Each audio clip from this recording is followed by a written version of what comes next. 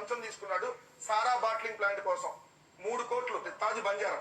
ఆ తాజ్ బంజారా హోటల్ దగ్గర car drive చేసుకుంటూ చంద్రబాబు నాయుడు గారు వెళ్ళి 3 కోట్లు గోని సంచులో తెచ్చుకున్నాడు.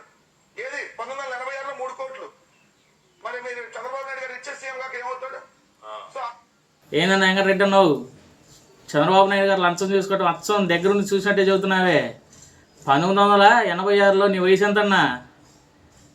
నువ్వు నేను కనీసం షెడ్యూల్ అన్నీ వేసుకునే వాళ్ళమన్నా?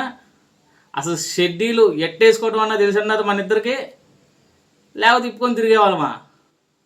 వెంకటరెడ్డి అన్నా ఒక్కసారి చెప్పరాదే, 1986లో నీ వయసు ఎంతో నా వయసు ఎంతో? ఆ సమయంలో నీకు నాకు హాకేదో హూకేదో తెలుసన్నా వెంకటరెడ్డి అన్నా? చంద్రబాబు నాయుడు గారు గోవింద్ సన్స్లో డబ్బులు తీసుకొచ్చారా? హోటల్ తాజ్ బంజారాలో. హోటల్ తాజ్ బంజారాలో ఆ సమయంలో నువ్వేం చేస్తున్నావన్నా? తాజ్ బంజారా బయట సిత్తుకాయితాలు ఏరుకునేవాడు గోవింద్ సంచుల్లో? లేకపోతే నువ్వు మీ బాబు ఇద్దరు కలిసి గోవింద్ సంచులు వ్యాపారం పెట్టారా? సంచులు కుట్టుకుంటూ ఉండేవాళ్ళ? చంద్రబాబు నాయుడు గారు నీ దగ్గరకు వచ్చి గోవింద్ సంచులు అడిగి తీసుకొని ఆ సంచులు ఆయన డబ్బులు వేసుకొని పోయాడు ఇంటికి. నువ్వు చూస్తానేమన్నా వెంకరెడ్డి అన్నా? మీ నాయకుడు జగన్మోహన్ రెడ్డి గారు నీతిపరుడు, పక్క నాయకులు అవినీతిపరులు. అన్నా జగన్మోహన్ రెడ్డి గారు ఏ కంపెనీలు పెట్టి ఏ బిజినెస్ పెట్టి వేల కోట్లు డబ్బులు సంపాదించారో తెలుసన్నా నీకు? భారతీ సిమెంట్స్ ఎక్కడిది? సందూర్ పవర్ ఎక్కడిది? సరస్వతి పవర్ ఎక్కడిది? సాక్షి న్యూస్ ఛానల్ ఎక్కడిది?